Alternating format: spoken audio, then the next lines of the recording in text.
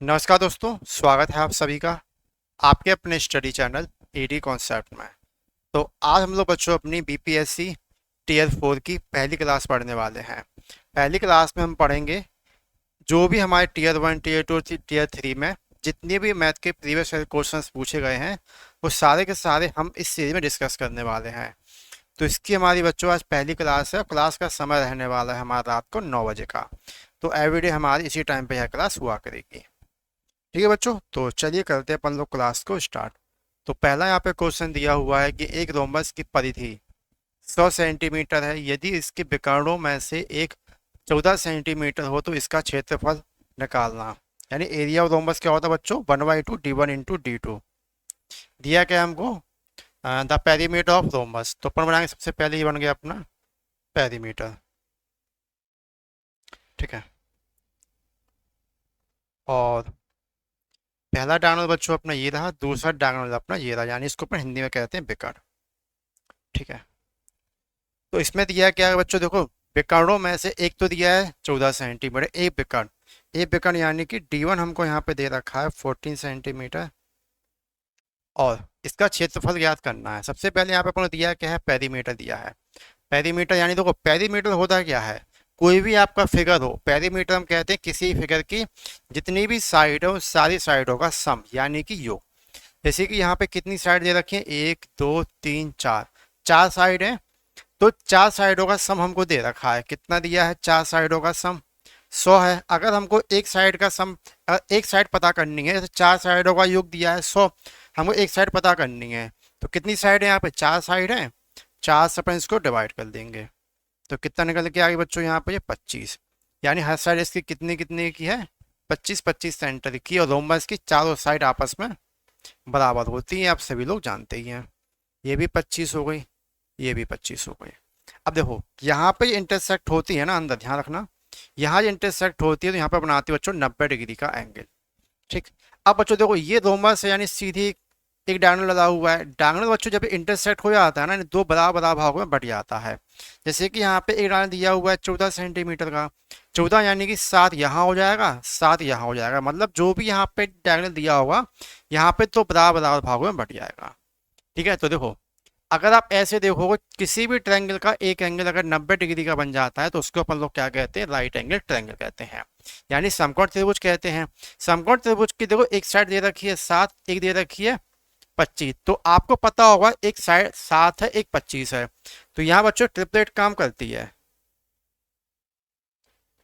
7 24 और 25। 7 24 25 बच्चों क्या होता है, ट्रिपलेट होती है।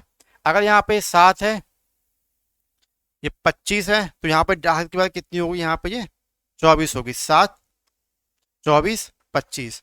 तो पूछा क्या गया बच्चों अपन से, इसका क्षेत्रफल। देखो अपन को यहाँ पे D1 ऑलरेडी दिया हुआ था, कितना दिया था, D1 14 सेंटीमीटर था। और D2 अपन ने कितना निकाल लिया, देखो यहाँ से लेके यहाँ तक का डिस्टेंस कितना है, 24 है।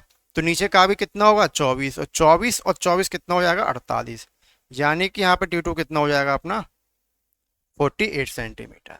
ठीक है, निकालना क्या है अपन को, एरिया। तो एरिया ऑफ रोम्बस फॉर्मूला क्या होता है, 1/2 D1 इंटू D2। 1/2 D1 कितना दिया, 14, दूसरा कितना दिया, 48। पता है ना बच्चों 48 कैसे हुआ, कि यहाँ से लेके यहाँ तक का डिस्टेंस कितना है, 24 है। तो यहाँ से लेके यहाँ तक कितना होगा, 24, 24 24 कितना होगा, 48।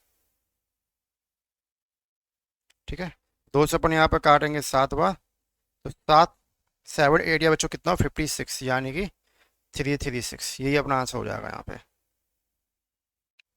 ऑप्शन में यहाँ पे एक ही था जिसमें 6 था यूनिट एट में। क्लियर, ऑप्शन नंबर यहाँ पे सी वाला सभी लोगों का एकदम परफेक्ट आंसर हो जाएगा। क्लियर है, बताएं।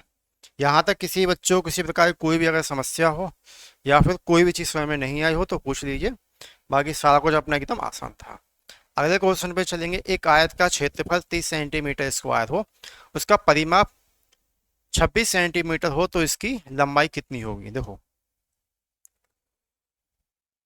निकालना क्या बच्चों अपन को, आयत यानी रेक्टेंगल।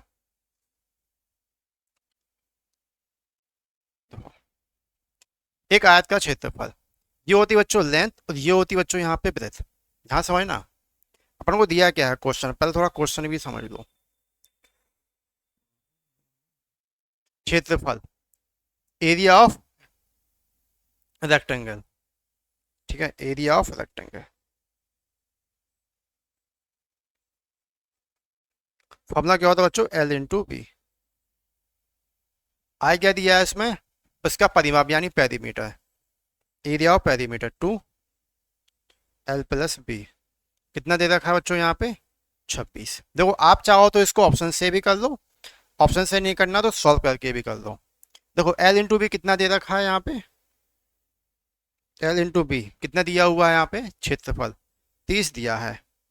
अगर आप इसको थोड़ा सॉल्व करना चाहें सॉल्व कर लो, 2 से अपन यहाँ पे काटेंगे तो एल प्लस बी बराबर कितना निकल के आएगा, 13 निकल के आ गया। अब देखो एल और बी की ऐसी वैल्यू पुट करो, जोड़ने में 13 है और मल्टीप्लाई कराने में 30 आए, तो आप बोलोगे सर कितना कर लें, 10 मल्टीप्लाई 3 कर लो। तो मल्टीप्लाई कराएंगे कितना हो गया, 10 मल्टीप्लाई 3 यानी 30, 10 प्लस 3 कितना हो गया, 13। देखो अगर यहाँ पे 10 रखेंगे और यहाँ पे 3 तो ये कितना हो गया अपना, 13 हो गया। यानी अपन चाहिए क्या थी, लेंथ चाहिए, लेंथ कितनी मांगनी पड़ना है यहाँ पे, 10। तो बस 10 अपना आंसर हो गया। क्लियर है, ठीक। और अगर आप यहाँ वैल्यू पुट करके देखना चाहो चेक भी कर लो, जैसे कि अगर आप ऑप्शन से करना चाहते तो ऑप्शन से भी आप लोगों का हो जाता काफ़ी इजी, जरूरी नहीं था कि आप इतनी बड़ी महाबात इसको करो, वो तो हम आपको सिखा रहे इसलिए करके दिखा रहे हैं।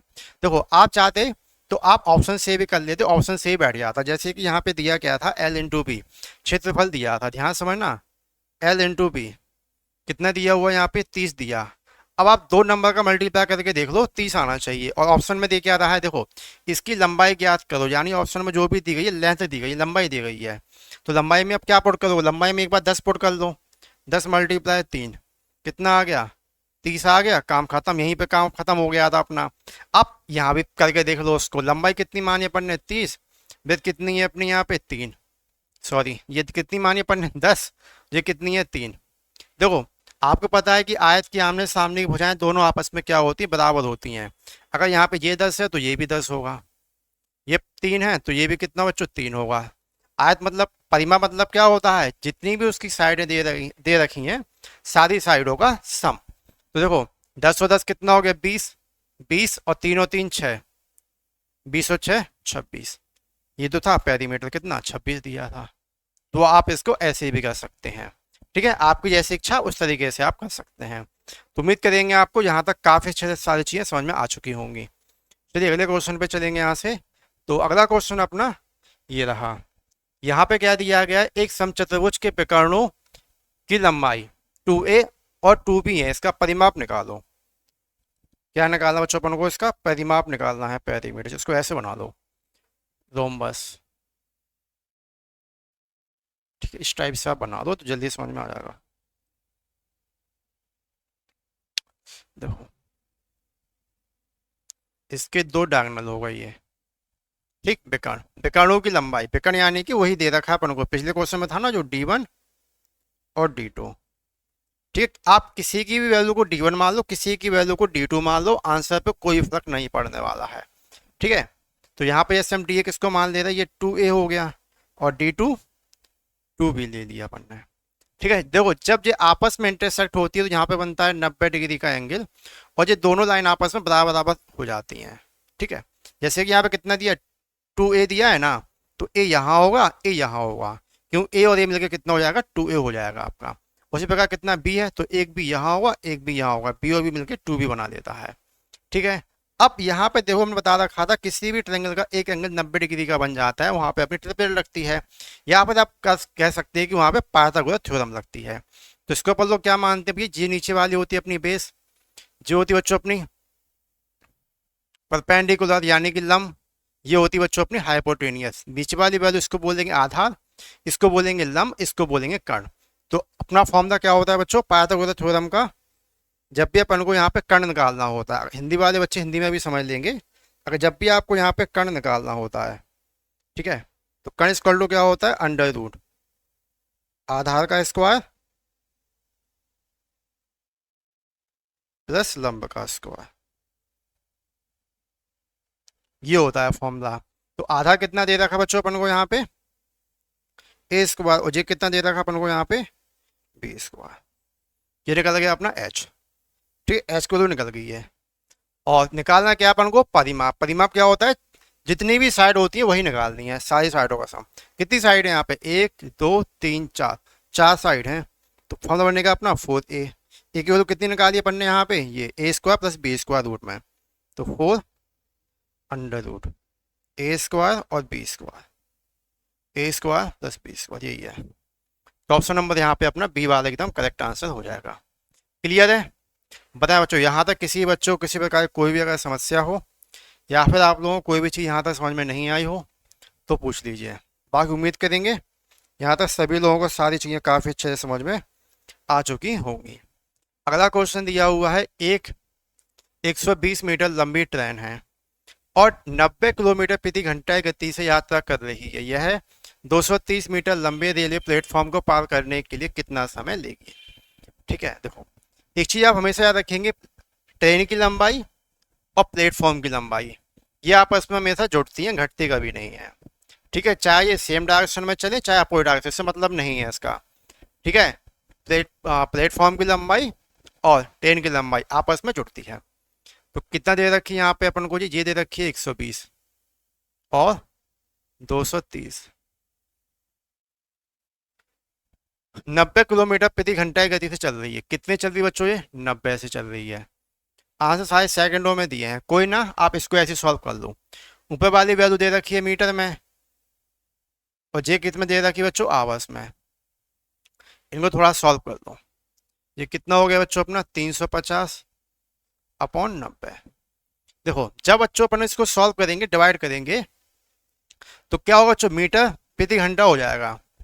ठीक है, किलोमीटर प्रति घंटा हो जाएगा, लेकिन अपन को सेकंड में आंसर चाहिए। तो एक किलोमीटर पर आवर है नीचे वाली वैल्यू, इसको बोलो मीटर पर सेकंड में चेंज कर देते हैं। यानी कि देखो किलोमीटर पर आवर को मीटर पर सेकंड में चेंज करने के लिए 5/18 से मल्टीप्लाई करते हैं। तो चाहे तो आप यहीं कर लो, नीचे कर दिया, एक स्टेप लिख तो चुका ही है अपन लोग। 5/18, 18 से अपन काटेंगे, 18 पंजे 90, यानी कि ये वैल्यू अपनी कितनी हो गई 350 अपॉन 25। 25 अपन यहाँ पे काटेंगे, 25 से कम 25 और 25 चौको 100।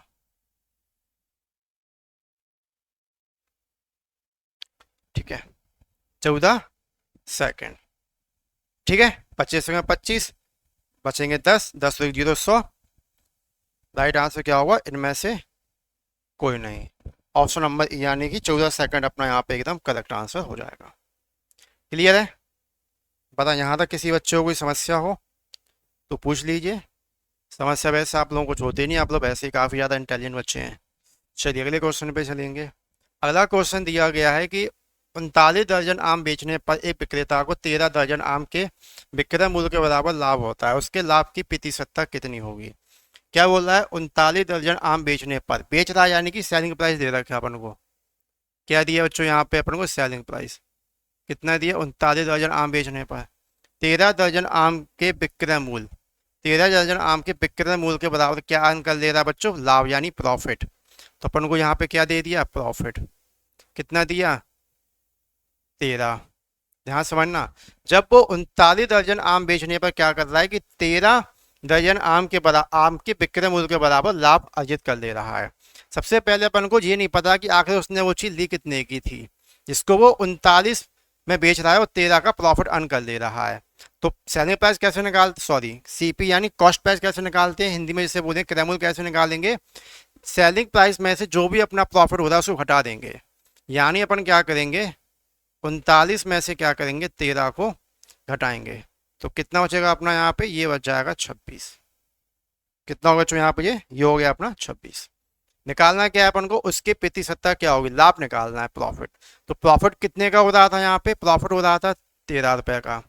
तो किसी भी चीज का हानि और लाभ तब तक नहीं निकाल सकते जब तक हमें उसका क्रय मूल्य यानी कॉस्ट प्राइस पता ना हो।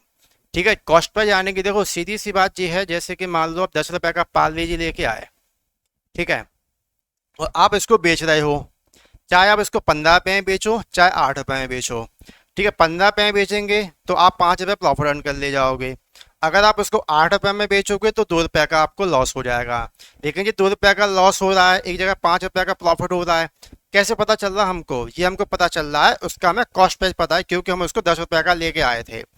ठीक है, जब हम यहाँ पे यही नहीं पता कर पाएंगे कि आखिर कदम जी लेके कितने के आए थे, तो यहाँ पे पता चल गया लेके आया था 26 का, जब 39 बेचा उसमें 13 का प्रॉफिट अर्न कर लिया। समझ गए? अब क्या पूछा? लाभ प्रतिशत। तो लाभ कितने का हो रहा है? 13 का लाभ हो रहा है।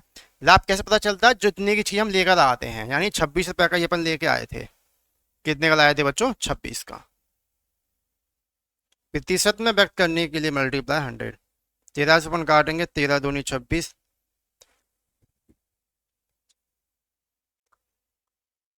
50%। क्लियर है? बता, यहाँ तक किसी बच्चों को किसी प्रकार की कोई समस्या हो या फिर कोई भी चीज़ समझ में नहीं आ रही हो तो पूछ लीजिए एक बार। अगर सारा कुछ क्लियर है तो यहाँ से चलेंगे अपन लोग अगले क्वेश्चन की तरफ। तो अगला क्वेश्चन अपना यहाँ पे ये रहा। तो यहाँ पे दिया गया है कि सरल ब्याज की किस दर से कोई धनराशि 24 वर्षों में अपनी 7 गुनी हो जाती है। तो बच्चों, गुने वाले क्वेश्चन काफ़ी ज़्यादा एग्जाम में आते हैं, और ये क्वेश्चन होते कैसे? एकदम लल्लू क्वेश्चन होते हैं। करना इसमें कुछ भी नहीं होता है। गुने वाले क्वेश्चन में क्या बोल, जितना भी गुना दिया है उसमें से एक कम करके 100 से मल्टीप्लाई कर दो। इसमें कितने गुना बोल रहा है? ये 7 गुना बोल रहा है। कितने गुना बोल रहा है बच्चों? 7 गुना। तो आपको करना क्या है? 7 में से एक कम, 7 में से एक कम और 100 का मल्टीप्लाई, बस खत्म। अगर यहाँ पे 5 लिखा होता 5 गुना, तो 5 में से एक कम यानी कि 4 मल्टीप्लाई 100, 400 लिखते। अगर ये बोलता है 2 गुना, तो 2 में से एक कम यानी कि 1 मल्टीप्लाई 100 यानी कि 100 हो जाता। ठीक है, इतना भी समझ में आ गया सबको? कितने वर्षों में बोल रहा बच्चों ये? 24 वर्षों का बोल रहा। ठीक है, घटाएंगे तो यहाँ कितना हो गया अपना? 7 में से अपना एक जाएगा तो बचेगा अपना 600। अपन कितना हो गया अपना? 24। 24 अपन काटेंगे, 24 दूनी 48 और 5 25, यानी कि अपना यहाँ पे राइट आंसर जो हो जाएगा वो कितना हो जाएगा अपना? 25%। क्लियर है? बताएं। यहाँ तक किसी बच्चों को किसी प्रकार की कोई भी अगर समस्या हो या फिर कोई भी चीज़ आपको समझ में नहीं आई हो यहाँ तक, तो पूछ लीजिए। क्लियर है? आपको कोई एक्स्ट्रा फॉर्मूला नहीं लगाना, कुछ भी नहीं करना है, इतने में ही आप लोग वहाँ से निकाल सकते हैं। चलिए अगले क्वेश्चन पे चलेंगे। तो अगला क्वेश्चन अपना यहाँ पे ये रहा। यहाँ पे दिया गया है ए का 80% और बी का 50%, और बी बराबर ए का x% हो, तो x का मान निकालो कितना है। सबसे पहले अपन देखो, अपन को यहाँ पे b की वैल्यू चाहिए, a की वैल्यू चाहिए, x% तो निकल ही जाएगा, यानी x की वैल्यू पूछी है। अपन यहाँ से a और b की वैल्यू निकाल दो।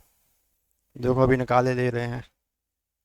कितना दिया है? a का 80%, a का बोल रहा बच्चों यहाँ पे 80%। ठीक है, b का 50%। एक जीरो से एक जीरो काटो, परसेंट से बच्चों परसेंट हटी जाएगी, इसलिए हम लिखी नहीं उसको। ठीक है, आगे सॉल्व करेंगे तो कितना होगा यहाँ पे? ये हो गया अपना 8a, ये कितना हो गया अपना 5b। ए के सामने कितना लिखा हुआ है? 5। ए के सामने कितना लिखा हुआ है? 5। बी के सामने कितना लिखा हुआ है? 8। बी के सामने लिखा हुआ, देखो ए के सामने लिखा है 5 तो ए की वैल्यू हो गई 5, बी के सामने लिखा हुआ 8 तो ये हो गई 8। अब बस यहाँ पे वैल्यू पुट कर देना है। क्या दिया यहाँ पे? बी बराबर ए का x%, बी बराबर ए का x%। ठीक है, तो बी की वैल्यू कितनी है यहाँ पे? 8 है। ए कितना है? 5, x अपॉन कितना हो गया? 100। 5 से अपन काटेंगे, 5 दूनी 10 और 8 दूनी 16, यानी x की वैल्यू कितनी हो जाएगी? 160। ऑप्शन नंबर यहाँ पे सी वाला अपना करेक्ट आंसर हो जाएगा। क्लियर सभी लोगों का? बताओ, यहाँ तक किसी बच्चों को किसी प्रकार की कोई भी अगर समस्या हो या फिर कोई भी चीज़ समझ में नहीं आई हो तो पूछते रहिएगा आप लोग। ठीक है, चलिए अगले क्वेश्चन पे आ जाएंगे यहाँ से। तो अगला क्वेश्चन अपना ये रहा। यहाँ पे दिया गया है कि समीकरणों 2x plus 3y equal to 77 है, 3x plus 2y equal to 73 है। तो x और y का मान निकालना है, क्रमशः क्या होगा। चलिए निकाल लेते हैं। देखो 2x 3y, इसका लो कितना है 77 है, ये कितना है 3x प्लस 2y 73। ठीक, अपन को जो एक्स और वाई की वैल्यू निकालना है। अब देखो, अगर आप इसको सॉल्व करोगे तो खामखा टाइम की बर्बादी ही है। आप लोग क्या करोगे, एक्स और वाई की वैल्यू बराबर करोगे, फिर काटोगे, फिर एक्स का मान निकालोगे, फिर एक्स की वैल्यू पुट करोगे तो वाई का मान निकालोगे। तो इस क्वेश्चन को इतना बड़ा नहीं करना है, ठीक है। क्यों नहीं करना, उसको रीजन सुन लो। यहाँ पर जो एक्स की और वाई की वैल्यू, मतलब एक्स के साथ जो गुणांक लिखा हुआ है, जैसे 2x लिखा है, यहाँ लिखा है 3x, ये छोटा नंबर लिखा है, तो हम यहाँ पे ऑप्शन से इजीली पुट कर सकते हैं। अगर मान लो ऐसा लिखा होता, जैसे कि मान लो यहाँ लिखा होता 32, यहाँ लिखा होता 43, अब इतने बड़ा नंबर से मल्टीप्लाई करते, इससे अच्छा सॉल्व में एक्स और वाई की वैल्यू ही निकाल देते, ठीक है, मल्टीप्लाई करके। तब तो समझ में आता इतना बड़ा मेथड करो, लेकिन अभी करने की जरूरत है नहीं अपन को, ठीक है, क्योंकि बड़ा आसान सा लिखा हुआ है। ये दो बार मल्टीप्लाई लिखे हैं कि इसका 2 बार मल्टीप्लाई करना है, इसका 3 बार मल्टीप्लाई करना है, और टेबल भी यहाँ पे दिए, सब बच्चे वाले दिए हैं। आप यहाँ तक पुट कर दे दो किससे अपनी कंडीशन सेटिस्फाई हो रही है। मान लो अगर हम पहला वाला ऑप्शन लेते हैं, 11 मल्टीप्लाई 2 किया कितना हो बच्चों, 11 दूनी 22 हो गया। इसको मान लो बच्चों वाई की वैल्यू 19 दिया, कितना बच्चों आपका 57। तो ये इससे तो अपना काम नहीं बना, अपन को चाहिए कितना 77, ये तो काम गड़बड़ हो गया, पहला वाला तो नहीं कर रहा। अगर बी पुट करेंगे तो 13 दूनी 26, 17 मल्टीप्लाई करेंगे 17 तिया 51, 5 और 2 7, लो हो गया 77, काम खत्म। ऑप्शन नंबर बी यहाँ पे करेक्ट आंसर हो जाएगा। ठीक है बच्चों, अभी हम देखो जो कर रहे हैं ना, इसीलिए हम आपको करके दिखा रहे हैं। जब एग्जाम में करोगे तो आपको इस तरीके से नहीं करना, आपने फास्ट फास्ट करते चले जाएंगे अपने हिसाब से, ठीक। लेकिन उसके लिए थोड़ी सी क्या होना चाहिए, आप लोगों को प्रैक्टिस होनी चाहिए। चलिए अगले क्वेश्चन पे आ जाएंगे। अगला क्वेश्चन अपना क्या दिया है, यही है। अगला क्वेश्चन दिया है यहाँ पे कि एक घड़ी दोपहर 12 बजे चलना शुरू करती है और 5:10 पर घंटे की सुई घूम जाएगी, कितना रोटेट हो जाएगी, डिग्री में पूछा गया अपना आंसर। बच्चों देखो, जो 1 to 5 का क्वेश्चन है, लिखना हम भूल गए, ठीक है, 1 to 5 का क्वेश्चन है ये। बच्चों क्वेश्चन जो लल्लू वाला है, कुछ भी नहीं करना है इस क्वेश्चन, देखो बड़ा आसान सा क्वेश्चन है, हम आपको यही बता देते हैं। ये बन गई बच्चों अपनी घड़ी, समझना। आओ बताइए कंप्लीट, अच्छा लिख लो यहाँ पे, ये होता है 12 6 3 9। बच्चों तो कंप्लीट जो साइकिल होता है अपना कितने का होता है, 360 का होता है। कितने होता है बच्चों, 360 का कंप्लीट साइकिल अपना होता है ये। अब एक दिन में पूरा कितने घंटे होते तो पूरे 24 घंटे, लेकिन वो 12 का साइकिल रिपीट हो जाता है, यानी 24 घंटे हो जाते हैं 12 तो अपन खाली एक ही का लेंगे, क्योंकि एक राउंड कंप्लीट कर लेगा, 12 घंटे में राउंड कंप्लीट हो जाता है इसका, इसीलिए अपन लेंगे कि 12, ठीक है। 12 घंटे में ये कितना चलेगा, 36 डिग्री का एंगल बनता है 12 घंटे में।